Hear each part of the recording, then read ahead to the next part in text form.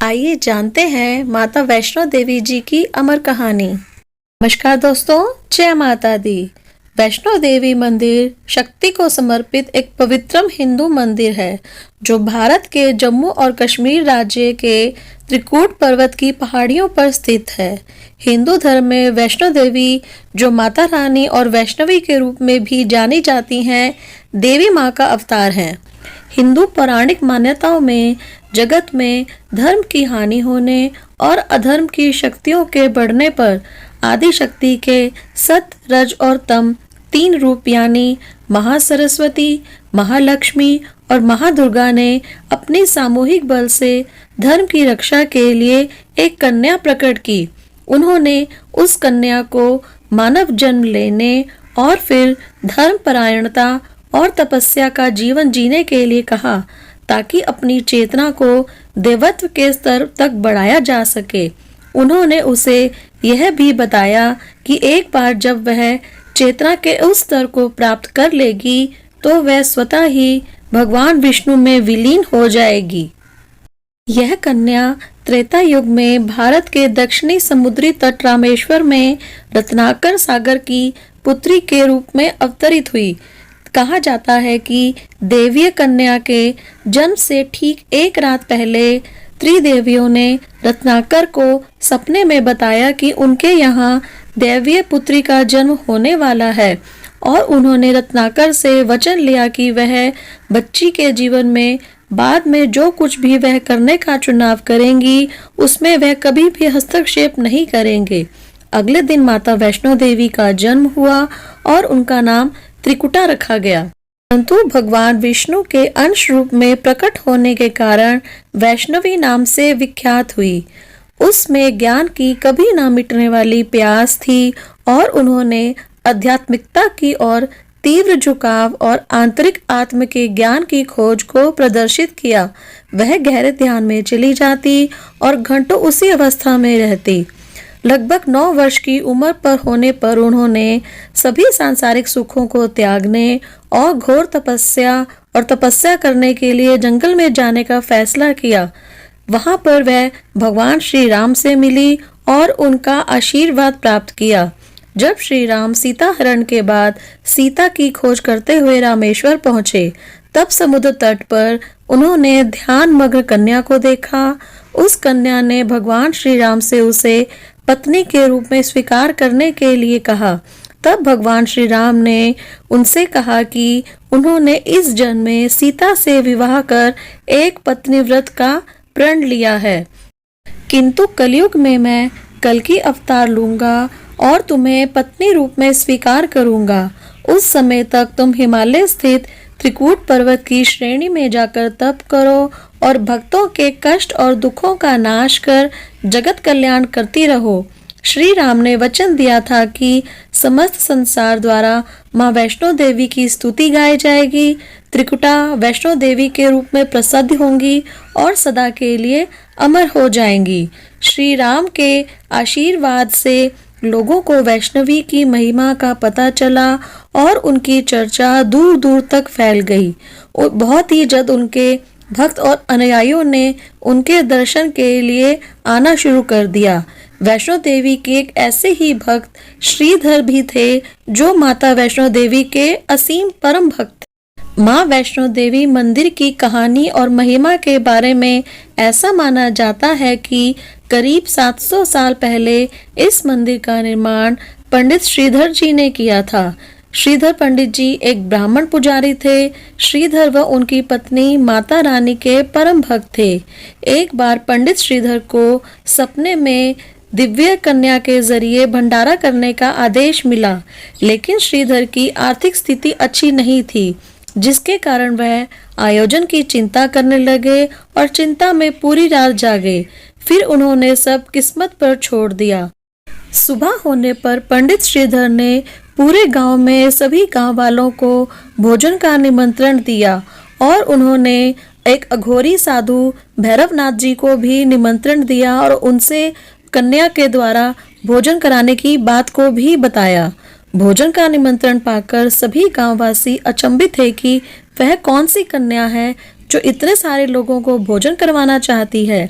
इसके बाद श्रीधर के घर में अनेक गांववासी आकर भोजन के लिए जमा हुए। तब कन्या रूपी माँ वैष्णो देवी ने एक विचित्र पात्र से सभी को भोजन परोसना शुरू किया।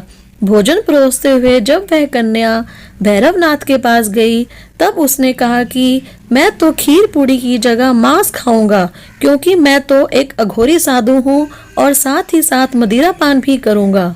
तब कन्या रूपी माँ ने उसे समझाया कि यह ब्राह्मण के यहाँ का भोजन है, इसमें मांसाहार नहीं किया जाता। किंतु भैरवनाथ ने जानबूझकर अपनी बात पर अड़ा रहा और भैरवनाथ ने उस कन्या को पकड़ना चाहा। तब माँ ने उसके कपट को जान लिया। माँ वायु रूप में बदलकर त्रिकुटा पर्वत की ओर उड़ चली। भैरवनाथ भी उनके पीछे पीछे गया। ऐसा माना जाता है कि माँ की रक्षा के लिए पवन पुत्र हनुमान भी साथ थे। हनुमान जी को प्यास लगने पर माता ने उनके आग्रह पर धनुष से पहाड़ पर बाण चलाकर एक जलधारा निकाली और उस जल में अपने केश धोए। आज यह पवित्र जलधारा बाण गंगा के नाम से जानी जाती है। इसके पवित्र जल को पीने या इसमें स्नान करने से श्रद्धालुओं की सारी थकावट और तकलीफें दूर हो जाती हैं। त्रिकूट पर्वत की ओर बढ़ते हुए माता ने रास्ते में मुड़कर भैरवनाथ को देखा था कि भैरवनाथ पीछे आ रहा है या नहीं। उस स्थान पर माता के पद चिन्ह छप गए। उस स्थान को चरण पादुका कहा जाता है। उसके बाद वह माता आगे की ओर बढ़ चली और उन्होंने इस बीच एक गुफा में प्रवेश कर 9 माह तक तपस्या की।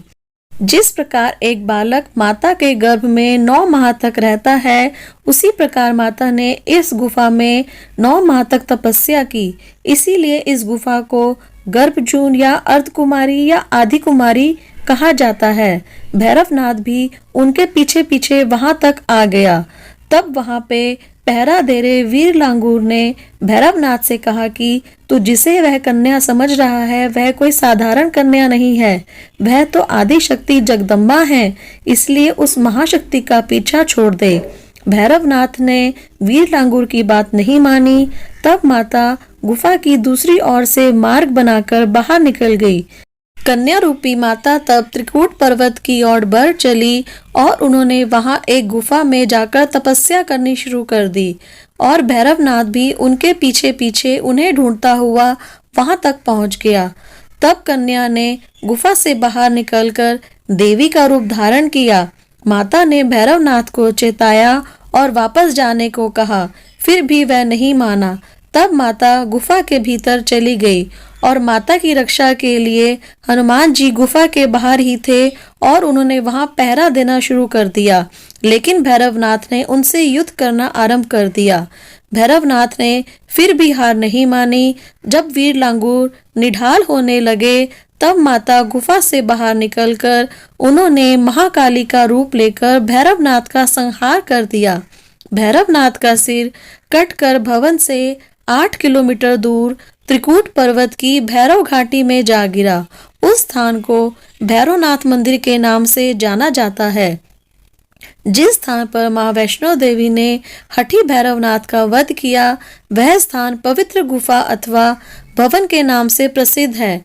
इसी स्थान पर माँ महाकाली, माँ महासरस्वती और महालक्ष्मी पिंडी के रूप में गुफा में विराजमान है। इन तीनों के सम्मिलित रूप को ही माँ वैष्णो देवी का रूप कहा जाता है। कहा जाता है कि अपने वध के बाद भैरवनाथ को अपनी भूल का पश्चाताप हुआ और उसने माँ से क्षमादान की भीख मांगी। माता वैष्णो देवी जानती थी कि उन पर हमला करने के पीछे भैरवनाथ की प्रमुख मंशा मोक्ष प्राप्त करने की थी। उन्होंने न केवल भैरवनाथ को पुनर्जन्म के चक्र से मुक्ति प्रदान की, बल्कि उसे वरदान देते हुए कहा कि मेरे दर्शन तब तक पूरे नहीं माने जाएंगे जब तक भक्त मेरे दर्शनों के बाद तुम्हारे दर्शनों को नहीं आएंगे। उसी मान्यता के अनुसार आज भी भक्त माता वैष्णो देवी के दर्शन करने के बाद करीब 2.25 किलोमीटर की चढ़ाई करके भैरवनाथ के दर्शन करने जाते हैं। इस बीच वैष्णो देवी ने पिंडी स्वरूप में एक चट्टान का आकार ग्रहण किया और सदा के लिए ध्यान मग्न हो गई। इसी बीच पंडित श्रीधर अधीर हो गए कि वह कन्या आखिर कौन थी और वह कहाँ चली गई। वे बार बार प्रार्थना करते थे कि हे कन्या रूपी देवी, आप कौन हैं और कृपया करके मुझे दर्शन दीजिए। वह देवी से खुद को दर्शन देने के लिए कहते थे, लेकिन उन्हें कोई जवाब नहीं मिलता था। उसने बार बार उसका नाम पुकारने की कोशिश की, लेकिन वह कन्या उसे कभी फिर दोबारा दर्शन देने के लिए नहीं आई और इससे वह बहुत ही ज्यादा व्याकुल रहने लगे। एक रात वैष्णो देवी ने उन्हें सपने में आकर उन्हें बताया कि वह वैष्णो देवी हैं और उन्हें अपनी गुफा का स्थान भी दिखाया। इससे आनंदित होकर श्रीधर जी गुफा की तलाश में निकल पड़े। गुफा को ढूंढते ढूंढते हर बार जब वह अपना रास्ता खो देते थे तो स्वप्न की दृष्टि उनके पास वापस आ जाती थी, जो उन्हें उनकी सही दिशा की ओर इशारा करती थी। आखिरकार भक्त श्रीधर को अपनी मंजिल मिल गई और उन्होंने कन्या रूपी देवी को अपने सामने देखकर वह दंग रह गए। ऐसा कहा जाता है कि तीनों महादेवियां श्रीधर पंडित जी के सामने प्रकट हुई और उन्हें 3 पिंडियों से भी परिचित कराया। माँ ने उसे अपनी पूजा करने का अधिकार दिया, साथ ही उसे अपने मंदिर की महिमा फैलाने के लिए भी कहा। इसके अलावा उसे यह वरदान भी दिया कि उसके 4 बेटे होंगे। पंडित श्रीधर ने तब पूरी तरह से उनकी इच्छा के सामने आत्मसमर्पण कर दिया और अपना शेष जीवन देवी की पूजा में बिताने का फैसला किया।